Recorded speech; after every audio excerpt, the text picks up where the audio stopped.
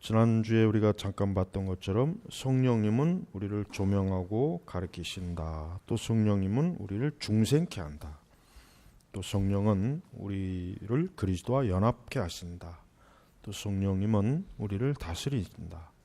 또 성령님은 위험과 환난 중에 우리를 위로하신다. 또 성령님은 믿음이 연약하고 흔들릴 때에 우리를 강건하게 하시고 든든히 해주시며 우리의 구원에 대해 확신을 하고 또 혹은 그리스도 은덕들을 마지막까지 우리 속에 보존시킨다. 이게 성령께서는 하여튼 내주하시면서 우리 성도들에게 굉장히 우리 성도들을 하여튼 하나님의 그 구원의 인치심과 보증으로 철저하게 우리를 그러니까 구원받은 그 성도들을 하여튼 단단히 붙잡아 주시는 그러한 인격적인 그 참 성령의 역사를 우리가 이 말씀을 통해서 잘 알 수 있습니다. 근데 이제 문제는 이제 뭐가 있냐면 우리가 이 성령의 그러니까 대부분의 그 신자들이 성령님의 그러니까 지금 아까 이제 그러면 성령님의 이런 활동과 역사를 대부분의 신자들이 잘 모르는 게 문제예요. 지금 그게 문제예요. 여러분 은사주의가 여러분 왜 사람들한테 인기 있는 줄 아세요? 이유가 있어요. 뭐냐면 이렇게 교리적으로 성령의 어떤 활동과 역사에 대해서 배운다고 해도 실제로 신자들이 그 성령님에 대한 것들을 자기가 영적으로 인식하느냐의 문제는 이게 좀 다른 문제예요. 이게 지금 큰 문제예요. 그러니까 우리가 설령 성령님에 대한 책 아무리 두꺼운 거 한 권 읽다고 해도 실제로 그러면 그 인격적인 성령님을 내가 진짜 그분을 의식할 수 있고 그분의 살아계심을 알 수 있느냐, 이게 분명해야 되거든요. 이게 분명해야 된단 말이에요. 근데 은사주의는 오순절 은사주의는 이 부분에 있어서 굉장히 어때요? 사람들에게 직접적으로 어떻게 보면은 해결해 주는 그러한 어떤 하나의 신앙이에요. 그래서 여러분 20세기에 왜 은사주의가 이렇게 광범위하게 퍼진 이유가 뭐냐면은 사람들은 이 종교적 가르침을 실제로 느끼고 그걸 체험하는 걸 굉장히 이게 좋아하는 거예요. 특히 20세기에 와서 사람들이. 그러다 보니까 그 이전에 어떤 사람들은 이 교리와 말씀에 대한 그 배움, 그걸 굉장히 중요하게 여겼는데 20세기에 넘어오면서 어때요? 이제는 사람들이 교리와 말씀을 배우는 것보다는 이거를 자기가 직접 느끼고 체험하는 걸 중요하게 여긴 거예요. 이게 바뀐 거예요. 싹 바뀐 거예요. 그러다 보니까 우리가 왜 이 칼빈주의 신앙이 왜 그 이전에는 굉장히 굉장히 컸죠. 영향이 컸고 성장했는데 왜 20세기 넘어와서 이 칼빈주의 신앙이 이렇게 쇠퇴하냐면은 지금 여기서 말하는 이 성령의 조명, 가르침, 중생, 연합, 하여튼 성령님께서 우리를 보호하시고 위로하시고 이런 부분에 있어서 이 칼빈주의나 개혁주의가 어때요?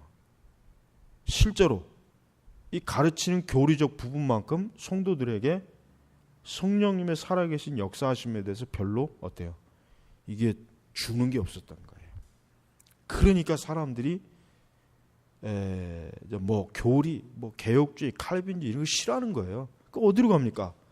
당연히 성령의 은사를 매일 설교하고 사기를 쳐든 어쨌든 방언도 하고 뒤집었다 일어났다 넘어졌다 하여튼 그런 데를 사람들이 좋아할 수밖에 없는 거예요. 어쨌든 감정. 그러면은 아까 얘기했죠. 성령이 나하고 함께하는 것 같아. 성령이 살아계신 역사가 내가 느끼는 것 같다. 이런 것들을 사람들이 뭐라 그럴까? 충족. 그들이 원하는 걸 충족하는 거예요.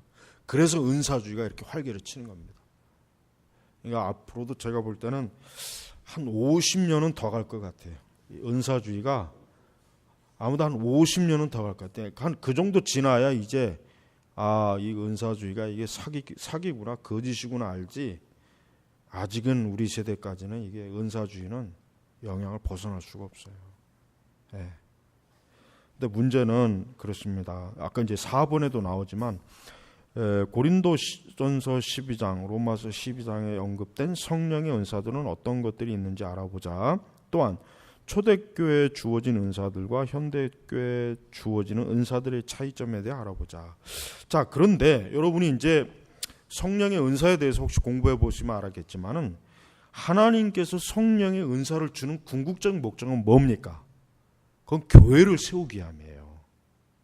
그런데 아까 제가 얘기했지만 이상하게도 20세기의 사람들은 자기 개인의 종교적 만족을 위해서 성령의 은사를 구하는 거예요. 그게 큰 문제입니다. 그러니까 우리 개혁주의가 그 부분에 있어서 항상 바로 잡아줘야 되는 거예요. 하나님께서 교회, 신자들에게 은사를 줄 때는 그 은사의 목적이 뭐냐면 교회를 섬기는 겁니다. 교회를 세우는 거예요.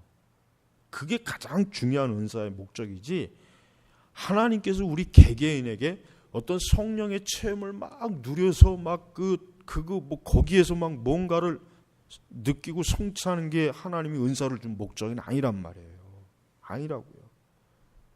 근데 이게 지금 교회에서 이게 은사주의자들은 잘 받아들이질 않아요. 그러니까 우리가 이 현대 교회지는 은사, 뭐 이게 뭐 이제 다음 주에 여러분 이제 방언책 나오겠지만은 이 방언도 그래요. 사람들이 왜 그 많은 은사 중에 왜 그렇게 방언에 열광할까? 방언이 가장 어때요? 성령의 직접적인 역사를 체험하기 가장 좋은 거기 때문에 그래요. 막 혀가 꼬부라져서 이거 하면은 그 자체가 성령께서 진짜 그냥 막 나를 막 기도를 돕고 그럴 수밖에 없는. 그래서 방언을 왜 이 성령주의자들이 그렇게 강조하는 이유가 뭐냐면 그게 제일 뭐예요? 사람들이 성령님의 그것을 누릴 수 있는 최고의 체험이기 때문에 그래요. 체험이. 그래서 이 방언이라고 하는 게 쉽게 없어지지가 않아요. 아무리 그 사람들한테 뭐 성경 교리나 신학이나 성경을 가지고 설명을 해도 안 되는 이유가 뭐냐면 그들로서는 자기들은 성령님을 직접적으로 만났고 체험한 거라 이거예요. 그러니까 말씀보다 더 위에 있는 것을 자기들이 누렸기 때문에 말씀도 그들에게는 권위가 없어요. 그래서 우리가 현대 교회도 마찬가지지만은 이 은사라고 하는 게 참 교회를 바르게 세우는 게 은사의 목적인데, 근데 그런 목적을 벗어난 은사 추구가 지금 오순절 은사주의 운동이란 말이에요. 그러니까 오순절 은사주의 교회 중에 제대로 된 교회가 없잖아요. 없잖아요. 그리고 정상적인 교회도 오순절 은사주의를 받아들이는 순간부터 교회가 어떻게 됩니까? 망하잖아요. 무너지잖아요. 기초가 흔들리잖아요. 말씀이 왜곡되지 않습니까? 그거 보세요. 하나님께서 주시는 성령의 은사는 교회를 바로 세우게 하는 목적인데 이 은사주의자들이 말하는 은사는 교회를 무너뜨리고 있어요. 무너뜨린단 말이에요. 무너뜨리란 말이에요. 그 제가 카페에 올린 그 여의도 큰 집 그 회장이 한 말 봐요. 그 조선일보에 나왔더라고요. 한기총이 더 이상 이렇게 무너지는 꼴을 못 봐서 자기가 이렇게 지가 무너뜨리면서 무슨 바로 그런 자들이 지금 무너뜨리고 있는데,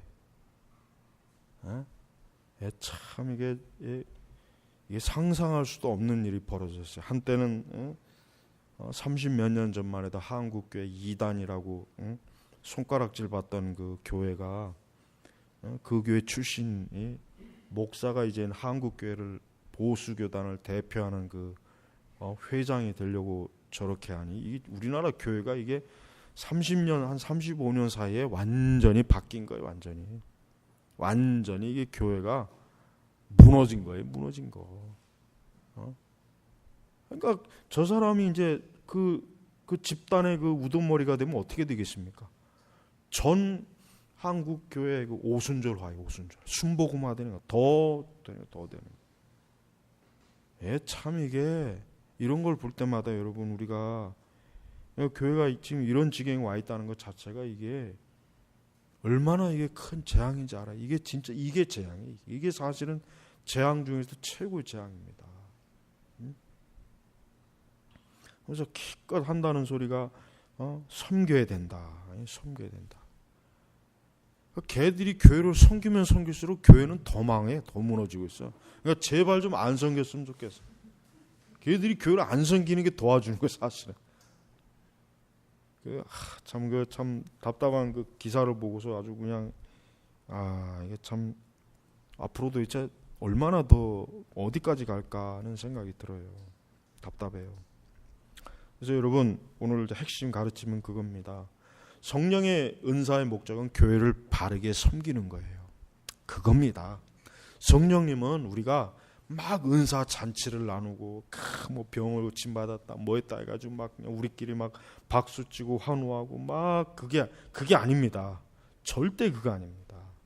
하나님은 하나님의 귀한 은사를 그런 식으로 싼 값에 팔아넘기는 분이 아니에요. 왜? 성령의 은사는 존귀한 거예요. 존귀한 거지. 말 그대로 하나님의 선물이에요. 성령님의 선물인데 그 귀한 선물을 싸구려로 그냥 막 이렇게 취급하는 이 은사주의자들이 이게 정상이겠어요? 비정상이죠, 비정상. 그러니까 현대 교회의 큰 문제는 뭐냐? 고린도서에서 이 바울이 성령의 은사에 대한 근본적인 목적을 현대 교회는 전혀 잘못 알고 있어요. 그러니까 오늘날 만약에 바울이 와서 본다면은 고린도 교회보다 더 교회들이 엉망진창이 되었다는 걸 아마 바울이 금방 알 겁니다. 더 아주 고린도 교회보다 더 아주 그냥 막 가는 교회가 돼버린 거예요. 교회들이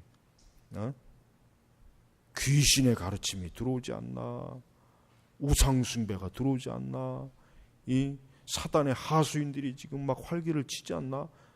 고린도 교회보다 더 고린도 교회는 그렇게까지는 안 갔어요. 고린도 교회도 아주 뭐 참 엉망이었지만 지금 이렇게까지는 고린도 교회가 가지 않았습니다.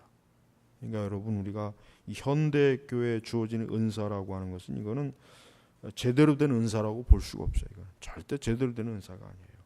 그러니까 우리가 은사에 대해서 좀 이렇게 바르게 알지 못하면은 은사가 얼마나 이게 독인지를 모르고 그냥 삼키다가는 죽습니다. 큰일 나는 거예요. 그러니까 이 4번의 이것을 잘 여러분들이 이해하시기 바랍니다. 기도하겠습니다. 하나님 아버지 감사합니다. 하나님의 귀한 선물 이 성령의 은사를 사람들이 장사를 하고 돈을 주고 팔고 그걸 가지고 쇼를 하고 그걸 가지고 자랑을 하고 온갖 더러운 그 참 싸구려 삼류 그 짓거리를 지금 교회에서 목사들이 하고 있고 정말 교회들이 난리가 아닙니다.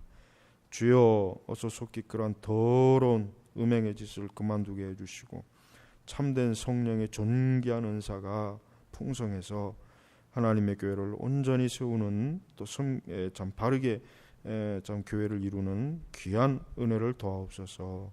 감사하며 우리 주 예수님의 이름으로 기도 올렸습니다. 아멘.